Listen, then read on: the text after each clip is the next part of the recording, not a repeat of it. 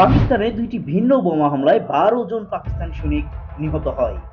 আর এই হামলা চালায় সদ্য সংগঠিত জঙ্গি গোষ্ঠী তেহরিকি জিহাদ। পাকিস্তান গোয়েন্দা সংস্থার মতে এই গোষ্ঠী আফগানিস্তানের ভূমি ব্যবহার করে হামলা চালিয়েছে, যেখানে পৃষ্ঠপোষকতা করেছে স্বয়ং তালেবান সরকার।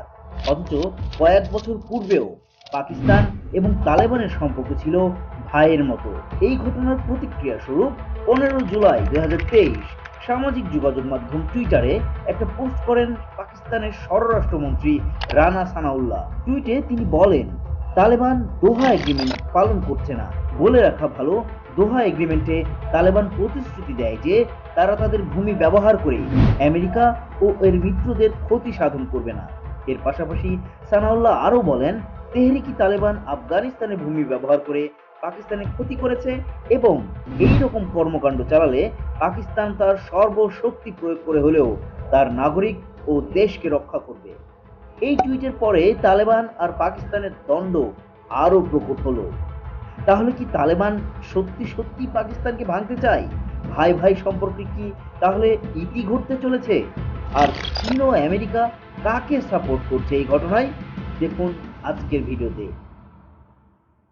সন্ত্রাসবাদ নিয়ে পাকিস্তানে একটি মজার পলিসি রয়েছে, সেটা হলো গুড টেরোরিজম এবং bad terrorism policy. Pakistan Taliban হলো গুড টেরোরিজম। অন্যদিকে যেসব সংগঠন পাকিস্তানের অভ্যন্তরে সন্ত্রাসবাদ ঘটায়, যেমন তেহরিকি তালেবান, ইসলামিক স্টেটস, গুল বাহাদুর গ্রুপ, এগুলো হলো ব্যাড টেরোরিজমের উদাহরণ। পাকিস্তানের বর্তমান অভিযোগের প্রেক্ষিতে তালেবান বরাবরই বলেছে, আমরা প্রতিবেশী দেশের সাথে সুসম্পর্ক বজায় রাখতে চাই। কিন্তু টিটিপির সাথে তালেবানের সুসম্পর্ক থাকায় পাকিস্তান ও আফগানিস্তানের মধ্যে সম্পর্ক শীতল হতে শুরু করেছে। পরিসংখ্যান দেখলে বোঝা যায় যে আফগানিস্তানে তালেবান সরকার ক্ষমতা দখলের পর থেকে পাকিস্তানে সন্ত্রাসী হামলা বৃদ্ধি পেয়েছে। Centre for research and security স্টাডিজের তথ্য অনুসারে 2023 সালের জানুয়ারি থেকে জুন মাস পর্যন্ত সন্ত্রাসী হামলায় মোট 266 জন অফিসার ও সৈনিক হারিয়েছে পাকিস্তানি সেনাবাহিনী, যার পেছনে মুখ্য ভূমিকা পালন করে টিটিপি। তালেবান সরকার ক্ষমতা আসার পর কাবুল জেলখানায় বন্দী বহু টিটিপি নেতাকে মুক্তি দেয়, যারা এখন পাকিস্তানকে অস্থিতিশীল করে তুলছে। এও অভিযোগ করা হয় যে আমেরিকার রেখে যাওয়া কয়েক বিলিয়ন ডলার অর্থের অত্যাধুনিক সমরাস্ত্রের সুবিধা নিচ্ছে এই টিটিপি। মূলত পাকিস্তান সরকারের সাথে টিটিপির সম্পর্ক আদায় কাজ কলায়।